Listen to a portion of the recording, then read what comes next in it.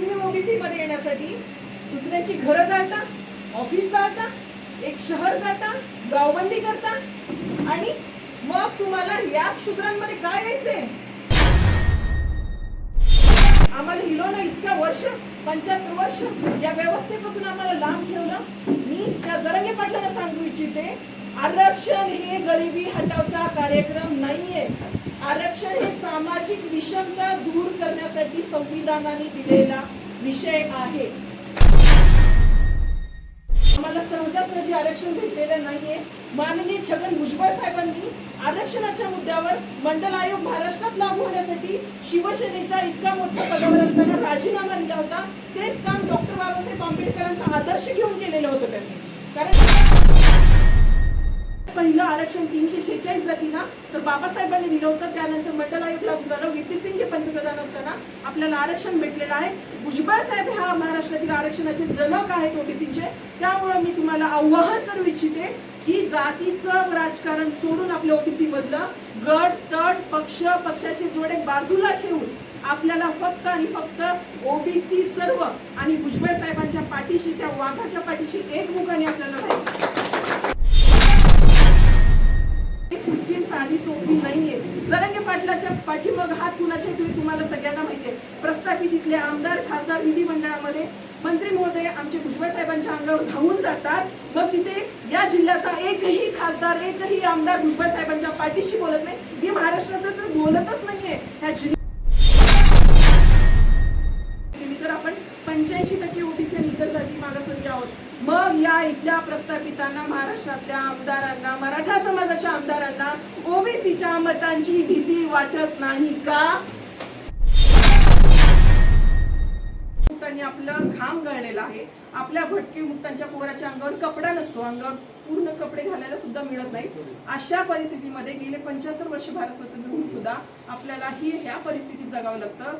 आणि या कारखानदार लोकांनी इतक्या पद्धतीनं, मग खरं मागासलेपणा कोणाचा आहे? भटके मग कारखाने कुणाचे? साहेबांचे, पाटलांचे। आणि शिवून कोण देते? खाली कामगार कोण आहे? आपण आहे। मग मागासलेपणा कोण आहे? आपल्या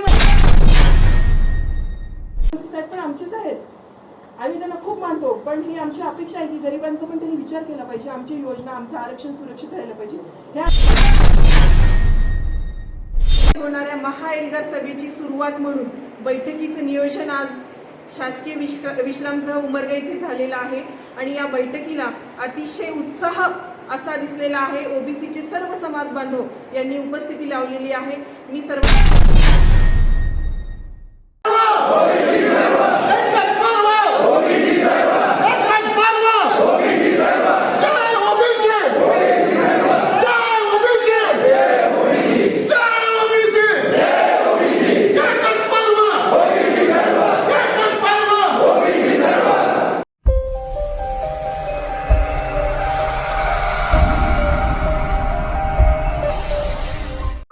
अभ्यास झालेला आहे की शिरायला घर सोपं आहे। नीट लक्षात घे, हे बिगर दाराचं घर आहे तिथे म्हणलो, हे घर शिरायला सोपं आहे असा भूमिका किंवा असा अभ्यास करून हे आता आपल्या मागे लागले। ज्या गोष्टीमध्ये आपल्याला लढावं लागेल, त्या गोष्टीसाठी आपण पुढे होऊन लढावं लागेल, त्यासाठी आपल्या सगळ्यांची तयारी आपण ठेवावी। माझं नाव अब्दुल रजाक बाबूलाल अत्तार, मी मुस्लिम अत्तार या जातीचा आहे। या आरक्षणातून मला अनेक फायदे मिळालेले आहेत, म्हणून माझे कर्तव्य आहे की या प्रत्येक आंदोलनामध्ये मी स्वतःहून सामील व्हावं आणि प्रत्येकाला जसं त्याचे सभा वाढत गेले तसे स्टेटमेंट बदलत गेले। मग त्याच्यावर राजकीय नव्हता, राजकीय आलं, राजकीय गदा आला म्हणजे सगळ्याला घरी बसवायचा कार्यक्रम आहे त्यांचा विषय। आणि पुन्हा की मी गुरु, मी गवळी, मी धनगर असं नसून आपण सर्व ओबीसी आहोत। या ठिकाणी कोणगोट बांधा आपल्या मनामध्ये पहिल्यांदा, त्याच्याशिवाय आपला उद्देश आहे आणि आपण कशासाठी करतोय हे आपला उद्देश साध्य होणार नाही। कारण आपल्याला फुकट मिळाल्यामुळं यांची आपल्याला किंमतच नाही महत्त्वाची। म्हणून या ठिकाणी आपण भाग्यवान आहोत, कारण डॉक्टर बाबासाहेब आंबेडकरांनी या ठिकाणी आपल्याला कुठल्याही प्रकारचा त्रास न होऊ देता, की बाबा त्यांना माहीत आहे हा समाज अल्पसंख्याक आहे आणि प्रत्येक जातीमध्ये विखुरलेला आहे, तो संघटित होऊ शकत नाही, म्हणून आपल्याला न मागता आरक्षण या ठिकाणी मिळालेलं आहे। पद्धतीने ओबीसी आता जागा झालेला आहे, कारण शेवटी ओबीसीला आपल्या अस्तित्वाची जाणीव झालेली आहे. एका बाजूनं हा मराठा समाज ओबीसी मध्ये येऊ पाहतोय आणि दुसऱ्या बाजूनं ते सराटे प्राध्यापक नावाचा व्यक्ती हे ओबीसीचं आरक्षण लिगल नाही असं कोर्टात मांडतोय. त्यासाठी दोन्ही बाजूचे लढे आपण लढतोय. खरं तर ओबीसी हा महाराष्ट्राच्या राजकारणाचा चेहरा मोहरा बदलणार आहे. 65% ते 70% ओबीसी समाजातून आहोत. फक्त अडचण एकच आहे, आपण एक संघ नाही. त्यामुळे मी या ठिकाणी सांगतो, मी एक धनगर समाजाचा आहे. ओबीसी मधला मेजर जात धनगर, लमाण, बंजारी या 2-3 जमातीनं माझे हात जोडून नम्रतेची विनंती आहे की या छोट्या मायक्रो ओबीसी समाजाला सोबत घेऊन ही निकराची लढाई शेवटपर्यंत लढण्याची ताकद आपण ठेवावी. हा बिहू घालणारे, भीती घालणारे लोक जास्त झाले, पण भिण्याचं काहीच कारण नाही. मी आज आवर्जून या ठिकाणी सांगण्यासाठी उभा आहे की माझी कन्या आहे डॉक्टर स्नेहा. ती डॉक्टर आहे, स्वतःचं क्लिनिक आहे पुण्याला, पण गेल्या 2-3 महिन्यापासून छगन भुजबळ साहेबांच्या सोबत राहून अख्ख्या महाराष्ट्रामध्ये ओबीसीचा लढा ती लढते. त्याच्यामध्ये आपल्याला आरक्षण देत असताना प्रस्थापित तरी विरोध केला, हिंदू कोड बिलाला विरोध केला, म्हणून कायदे मंत्री असताना डॉक्टर बाबासाहेब आंबेडकरांनी ओबीसीच्या आरक्षणासाठी राजीनामा दिला कायदे मंत्री पदाचा. म्हणून म्हणतो मी, खऱ्या अर्थानं बाबासाहेब आपल्याला कळले नाही. आरक्षणाचे जनक आहेत बाबासाहेब, लक्षात ठेवा. आपला कुठल्याही यांनी म्हटलं आपल्याला फुकटात मिळालं, आपलं कुणीही आपल्याला आरक्षण माहिती नव्हतं, पण बाबासाहेबांना तेवढी दूरदृष्टी होती, तेवढा अभ्यास होता. त्यांनी या छोट्या छोट्या जातीला काय अडचणी पुढे येणार आहेत हे बाबासाहेबांनी घेरलं होतं, म्हणून आपल्याला आरक्षण मिळालं. वंचित घटक समस्त बाराबलुतेदार ओबीसी यांना घटनात्मक संरक्षण देण्याचा प्रयत्न केलेला आहे. अंमलबजावणी या राजकर्त्यांनी केली नाही. आपण त्याला जाब कधी विचारला? आज तुम्ही ओबीसी मध्ये येण्यासाठी दुसऱ्यांची घरं जाता, ऑफिस जाता, एक शहर जाता, गावबंदी करता आणि मग तुम्हाला या शूद्रांमध्ये काय यायचंय? आम्हाला हिलोनं इतक्या वर्ष, 75 वर्ष या व्यवस्थेपासून आम्हाला लांब ठेवलं. मी त्या जरांगे पाटलांना सांगू इच्छिते, आरक्षण हे गरिबी हटवचा कार्यक्रम नाहीये. आरक्षण हे सामाजिक विषमता दूर करण्यासाठी संविधानाने दिलेला विषय आहे. आरक्षण काय हे आपण आधी समजून घेऊ, कारण आरक्षण हे साधा सोपा विषय नाहीये. आम्हाला सहजासहजी आरक्षण भेटलेलं नाहीये.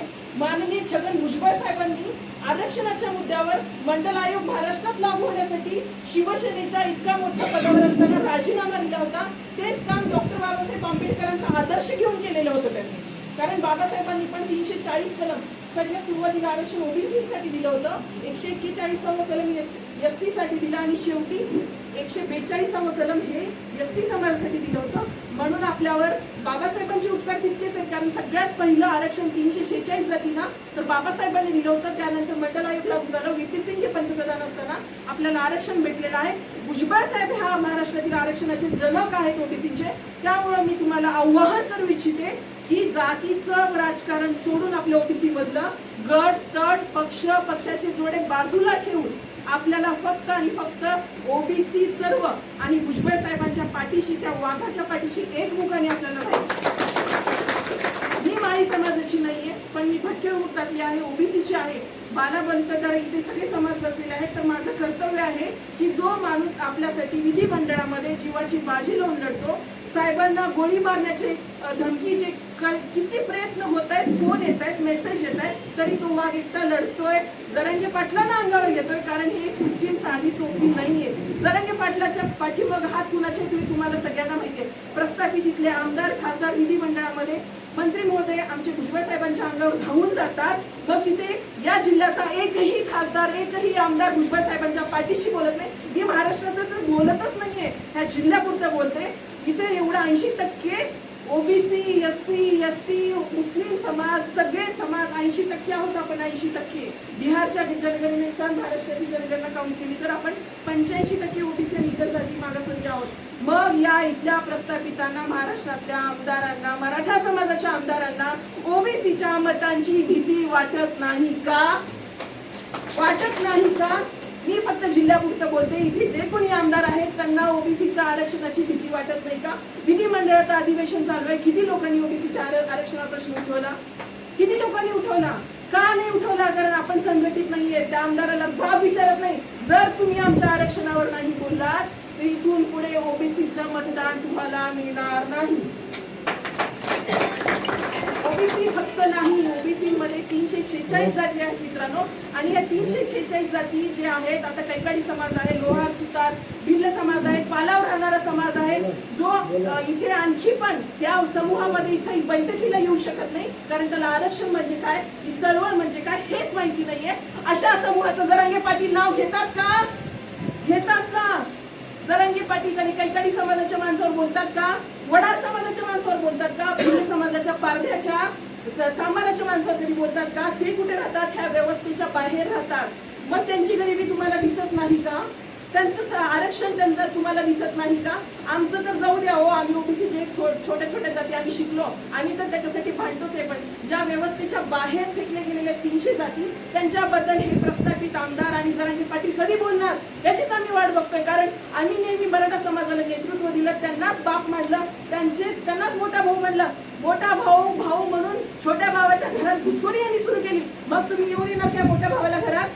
तुमचं शेत आहे 2 एकर आणि त्याच्यामध्ये तुमची वाटणी होताना पण आपण विचार करतो. मग इतका मोठा तुमच्या आयुष्यातला सगळ्यात मोठा संघर्ष आता आहे मित्रांनो, आधी नाही तो कधीच नाही. ही संघर्षाची वैर्याची रात्र आहे. हे 2 महिने अत्यंत महत्वाचे. मी हे तुम्हाला काय म्हणते, मला आमदार खासदार व्हायचं नाही. तुम्हाला माहिती आहे उमरगा ही रिझर्व्ह आहे आणि आपण एसटी मध्ये येत नाही, एसटी मध्ये येत नाही. त्यामुळे मला इथे काहीही राजकीय प्रलोभ नाही. मला प्रत्येक पक्षाचं निमंत्रण आलेलं आहे, पण मी आतापर्यंत कुठल्याही पक्षाचं संघटनेचं पद माझ्या आयुष्यात कधीही घेतलेलं नाही. आणि आता मला माझ्या फक्त समोर एकच विजन आहे, फक्त ओबीसी आरक्षण वाचवायचं. मी जरी धनगर समाजातली असले, डॉक्टर स्नेहा जरी धनगर समाजातली असली, तर माझ्यासारख्या टोपिक या ताईंसारख्या असंख्य महिला उस्मानाबाद जिल्ह्यातून एकत्र यावं हे माझं एम आहे. कारण आता सध्या मागास आयोगाचं, सर मी सांगते, मागास आयोगामध्ये 3 सदस्य होते ओबीसीचे. कधी नव्हे ते मागच्या सरकारमध्ये ओबीसीचा अध्यक्ष, मागास आयोगाचा अध्यक्ष हा ओबीसी झाला होता खूप वर्षानंतर. त्या अध्यक्षांनी सुद्धा राजीनामा दिला, 3 सदस्यांनी राजीनामा दिला. रातोरात जर मागास आयोगाच्या सदस्यांना राजीनामा द्यावा लागत असेल, कसला दबाव यांच्यावर आहे त्यांनी उघडपणे सांगितलं पाहिजे. या सरकारला काय म्हणजे आमच्याकडून काय अपेक्षित आहे? आणि त्या आयोगावर कुणाची नेमणूक झाली? आदरणीय रिटायर्ड न्यायमूर्ती शुक्रे साहेबांची नियुक्ती झाली. ते साहेब जरांगे पाटलांना सर म्हणत होते आणि जरांगे पाटलांची समजूत काढत होते उपोषण मागे घेण्यासाठी. मग यांना जर आरक्षण त्यांना अध्यक्ष केलं मागास आयोगाचं, तर मग आपण न्याय कुणाकडे मागायचं? मग त्याला मराठा आयोग करून टाका. आमचा मागास आयोगाचा हक्क तुम्ही काढून घेतलेला आहे, काढून घेतलेला आहे. मग ह्याच्यावर आपल्याला कळते का? आणि दुसरी सगळ्यात महत्वाची गोष्ट, बाळासाहेब सराटी नावाची व्यक्ती, जरा फॅन बंद करता का? मला मोठ्याने बोलायला औरंगाबाद मधील बाळासाहेब सराटी नावाची व्यक्ती 2019 परत त्याच्या आधी पण काही वर्षांपूर्वी आपल्या विरोधात याचिका दाखल केली होती की ओबीसी मधल्या प्रगल्भ जातींना काढून टाका. ठीक आहे. त्याच्यानंतर त्यांची याचिका अशी पण आहे की ओबीसीचं परत सर्वेक्षण करा आणि ओबीसी त्यांना कुठलाही बेस नाही, त्याच्यावर पण त्यांनी गदा आणलेला आहे. त्याच्या विरोधात ओबीसी आरक्षणाच्या विरोधातच कोर्टात गेलेले आहेत. आणि हे बाळासाहेब सराटी आहे जरांगे पाटलांच्या जवळची व्यक्ती. त्याच्यामुळे आपल्याला जे मोठं भाऊ म्हणून आपल्याला सांगितलं जातं की ओबीसीच्या आरक्षणाला कुठलाही धक्का लागणार नाही, पण आपल्या विरोधात हे लोक कोर्टात गेलेले आहेत. आपलं ऑलरेडी आरक्षण तिथे कोर्टामध्ये चॅलेंज झालेलं आहे. एकदा राजकीय आरक्षण गेलेलं आहे, त्याचं सुद्धा कोर्टात केस चालू आहे. तर इतकं आपलं हातातलं आरक्षण त्याचं संरक्षण करणं आपली जबाबदारी आहे. आणि दुसरी सगळ्यात महत्वाची गोष्ट, भटकी विमुक्तांमध्ये किती जाती आहेत सर? भरपूर भटकी विमुक्तांमध्ये एनटी मध्ये इतक्या जाती आहेत. जरांगे पाटील महाशय साहेब म्हणतात की भटकी विमुक्ता, धनगर, वंजारी, आणखी जे कोणी बंजारा समाज असेल, ह्या सगळ्या जातींना कसलाही धक्का लागणार नाही. कसं धक्का लागणार नाही बाबा? केंद्रात आम्ही ओबीसी मध्ये आहे, राज्यात आम्ही ओबीसीचं राजकीय आरक्षण घेतो, नोकरीमध्ये आम्ही ओबीसीचं आरक्षण घेतो, तर मग आमच्या आरक्षणाला धक्का कसा लागणार नाही? ह्याच्याबद्दल कोणी बोलणार आहे की नाही? 3री पास असलेला माणूस आम्हाला सांगतो का की आम्हाला आमच्या आरक्षणाला धक्का लागणार नाही? मग आम्ही पेटून उठायचं की घरी बसायचं? मी आज डॉक्टर झाले तर माझं कर्तव्य आहे तुम्हाला सांगणं की आमच्या आरक्षणाला धक्का लागतो 100%. आज आमचे मुस्लिम समाजाच्या 35 जाती या ओबीसी मध्ये आहेत, त्या समाजाचा तर कुणी विचार करणार आहे की नाही? पहिलं धर्माचं राजकारण सुरू झालं, आता जातीचं राजकारण सुरू झालंय. मग या छोट्या छोट्या जातीने जायचं कुणाकडे? मुस्लिम समाजामध्ये मुलींचं शिक्षणाचं प्रमाण अत्यंत कमी झालेलं आहे. याच्यावर हे सरकार बोलायला तयार नाही. मला कुणावरही टीका करायची नाही, पण हे सरकारला ओबीसीची भीती वाटत नाहीये का? कारण आपण सरकारला जाब विचारत नाही. मला कुठल्याही पक्षावर टीका करायची नाही. माझ्या सर्व पक्षामध्ये माझे सर्व चांगले विचारांची लोक पण आहेत, मी त्यांचा रिस्पेक्ट करते. आज फडणवीस साहेबांनी पण आपली ओबीसीसाठी भरपूर कष्ट घेतलेले आहेत, पण मी त्यांचा उल्लेख करू इच्छित नव्हते. पण भुजबळ साहेबांच्या पाठीशी कोणीच नाहीये मित्रांनो. मग जर आपल्या विधिमंडळामध्ये त्यांच्या पाठीशी कोणीच नाहीये, गोपीचंद पडळकरांवर चप्पल फेक झाली, ती चप्पल त्यांना लागली म्हणजे आपल्याला लागली. कारण त्यांनी त्या भर सभेमध्ये आपल्याला प्रतिज्ञा दिली होती की आपण ओबीसीच्या आरक्षणाचे संरक्षण करू. हेच त्यांच्या डोक्यात गेलं आणि त्यांनी ते इमिजिएट त्यांच्यावर चप्पल फेकली काही मिनिटांमध्ये. मग त्यांना चप्पल फेकली म्हणजे हे समजतं ओबीसींना चप्पल फेकल्यासारखे. आणि जरांगे पाटील मागे पण म्हणाले होते की हा लायकी नसणाऱ्या माणसांच्या हाताखाली आम्हाला काम करावं लागतं. मग लायकी नसणारे कोण? तुम्ही सरकारला म्हणताय लायकी नसणारे, की आम्हाला मागासवर्गीयांना म्हणताय लायकी नसणारे? मग सरकारला म्हणत असाल तर मग तुमचे मुख्यमंत्री आहेत. सरकारची लायकी नसेल, त्यांच्या हाताखाली तुम्ही काम करताय, तर ते तुमच्या समाजातले आहे. पण जर तुम्ही आम्हाला म्हणत असाल, आमच्या IAS IPS लोकांना म्हणत असाल, किंवा आमच्या समाजातले मंत्री यांना म्हणत असाल, किंवा आमचे जे काही डॉक्टर्स आहेत किंवा ज्यांच्या हाताखाली अधिकारी लोकांच्या हाताखाली तुम्हाला लाज वाटत असेल, त्यांना तुम्ही म्हणत असाल, तर हे समतेचं राज्य आहे का? हे समतेचं राज्य आहे का? फुले शाहू आंबेडकरांचं फक्त नाव घ्यायचं आणि आपल्या लहान भावावर अन्याय करायचं, हे प्रस्थापितांचं खूप मोठं षडयंत्र आहे मित्रांनो. आणि ह्यांचेच मुख्यमंत्री आहेत ना, किती वर्ष झालं? आपल्याकडे कधीच सत्ता नव्हती ओबीसींकडे, कधीच आपलं राज्य आलं नाही. आपण कायम आता बघा 160 आमदार मराठा समाजाचे आहेत. मला मराठा समाज कुणावरच टीका करायची नाही, त्यांच्यात पण गरीब समाज आहे, त्यांना वेगळं आरक्षण द्या. आपण मराठा समाजाच्या आरक्षणाच्या विरोधात नाही, आपण मराठा समाजाच्या विरोधात नाही आहोत. फक्त आमचं आरक्षण सुरक्षित राहावं. आमचा जो हक्क आहे संविधानाने दिलेला, संविधानापेक्षा श्रेष्ठ कोणीच नाहीये. त्या घटनेमध्ये दिलेलं जे आरक्षण आहे त्याची संरक्षण करण्याची जबाबदारी ही आमची आहे. इथे बसलेल्या प्रत्येकाची ती जबाबदारी आहे. आम्ही हेच म्हणतो की त्यांना वेगळं आरक्षण द्या.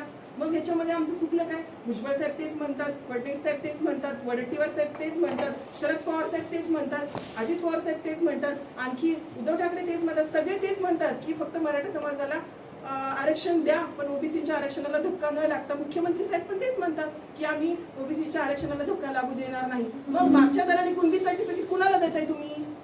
कुणाला देताय मागच्या दराने कुणबी सर्टिफिकेट? हे असलं गोड बंगाल जे आहे ना, ह्यांचं राजकारण पूर्वीपासून चालत आलेलं आहे मित्रांनो. यापैकी एकालाही उमरग्यामध्ये कुणबीचा दाखला मिळाला तर आमच्या अत्तर साहेब परत नगराध्यक्ष होतील का? आमच्या ताई परत नगराध्यक्ष होतील का? परत नगराध्यक्ष सगर साहेब होतील का? ते होणार का? एकही सर्टिफिकेट जर तुमच्या इथं बसलं ना, तुम्ही नगराध्यक्ष सीट गमावली मित्रांनो. परत उमरग्यामध्ये ओबीसीचा एकही नगरसेवक, नगराध्यक्ष, सरपंच दिसणार नाही. ही लढाई अस्तित्वाची आहे, वैऱ्याची रात्र. ह्याच्यासाठी मी सांगते, मला उमरग्यामध्ये येण्याचं हेच कारण आहे. मी मुंबईपासून प्रत्येक गावी, प्रत्येक शहरामध्ये जागृती करते. भुजबळ साहेबांसोबत असेल, शेंगे साहेबांसोबत असेल, गोपीचंद असतील, आणखी इतर सगळे नेते, सगळे फडणवीस साहेब, आणखी कोण, वडेट्टीवार साहेब असतील, विदर्भातले काही नेते आहेत, सगळीकडे मी फिरते. पण मला माझ्या समाजाला, मी एक डॉक्टर आहे, मी एक मुलगी आहे, मला संविधानाने अधिकार दिलेला आहे आणि माझा तो अधिकार कुणीही हिरावून घेऊ शकत नाही. आणि सोलापूर आपल्या शेजारचं उदाहरण घेते, परत मुंबई असेल, इथे कापड व्यापारी खूप आहेत, मोठे मोठे कारखाने आहेत. मग या प्रत्येक कारखान्याच्या ठिकाणी खूप वर्षापासून भटकी विमुक्तांची मुलं काम करतात, बरोबर आहे? आपण त्यांचा सदरा शिवून देतो, प्रत्येकाला कपडे घालायला त्यांचे आपण शिवून देतो. त्यांच्या शिलाईसाठी भटकी विमुक्तांनी आपलं घाम गळलेला आहे. आपल्या भटकी विमुक्तांच्या पोराच्या अंगावर कपडा नसतो, अंगावर पूर्ण कपडे घालायला सुद्धा मिळत नाही. अशा परिस्थितीमध्ये गेले 75 वर्ष भारत स्वतंत्र होऊन सुद्धा आपल्याला ह्या परिस्थितीत जगावं लागतं. आणि या कारखानदार लोकांनी इतक्या पद्धतीनं, मग खरं मागासलेपणा कोणाचा आहे? भटकी विमुक्त ओबीसीचा आहे की नाही? मग कारखाने कुणाचे? साहेबांचे, पाटलांचे. आणि शिवून कोण देते? खाली कामगार कोण आहे? आपण आहे. मग मागासलेपणा कोण आहे? आपल्यामध्ये मागासलेपणा आहे. हे मी तुम्हाला का सांगते? मग हे मागासलेपणा दूर करण्यासाठी आरक्षण आहे. आपल्याला मुख्य प्रवाहामध्ये आणण्यासाठी आरक्षण आहे. आपल्याला खूप मेजॉरिटीने हिनवलं जातं. जरी आपल्या समूहातला माणूस अधिकारी झाला तरी त्याच्या हाताखाली काम करायला हे लोक लाजतात. मग हे जे मागासलेपण आहे, बाबासाहेबांनी ह्याच्यासाठी दिले की तुम्ही जरी एका विशिष्ट जातीमध्ये असाल तरी तुम्हाला एक सन्मानाने वागणूक मिळावी, म्हणून याच्यासाठी आरक्षण दिलेलं आहे, ना की तुमची गरिबी हटाव याच्यासाठी नाही. गरिबी तर ब्राह्मण समाजामध्ये सुद्धा आहे ना. गरिबी तर सगळ्याच समाजामध्ये आहे. मग काय सगळ्यांनाच आरक्षण ओबीसी मध्ये कुणबीचे दाखले देणार का? तसं बघायला गेलं तर कुणबी ही जातच नाही, व्यवसाय आहे कुणबी. मग आता लिंगायत समाज पण कुणबीचे त्यांचे पुरावे भेटतायत, मग मारवाड्यांचे भेटतायत, जैनांचे भेटतायत, मग त्यांना पण द्या कुणबीचे दाखले. मग सगळेच या आमच्यामध्ये लातूरमध्ये भेटले. मग सगळेच जर आमच्यामध्ये आले तर आमच्या भटकी विमुक्त, कैकाडी, घिसाडी, लोहार, सुतार, चांभार हे सगळे लोकांनी जायचं कुठे? यांचा विचार हे राज्याचे मुख्यमंत्री, दोन्ही उपमुख्यमंत्री करणार आहेत का? हा माझा सवाल या राज्यकर्त्यांना आहे. जोपर्यंत तुम्ही ओबीसी आरक्षणावर बोलणार नाहीत, आम्ही इथून पुढे प्रस्थापितांच्या मतदानावर बहिष्कार टाकणार आहोत. हो की नाही? नक्की टाकणार की पर्यायी व्यवस्था नाही? पर्यायी व्यवस्था देणार. त्यांना मतदान करायचं नाही. जो आमच्या ओबीसी आरक्षणावर बोलेल आम्ही त्याचाच विचार करू. जो आमच्या आरक्षण